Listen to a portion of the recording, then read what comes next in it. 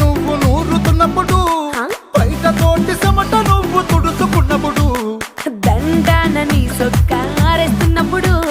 నీ ఒంటి వాసన తెగ గుర్తొచ్చినప్పుడు, రెండు చేతులెత్తి జుట్టు ముడిసినప్పుడు, జండు కత్తుకొని పడుకున్నప్పుడు, అలసిపోయి నువ్వు ఆవలించినప్పుడు, వచ్చుండై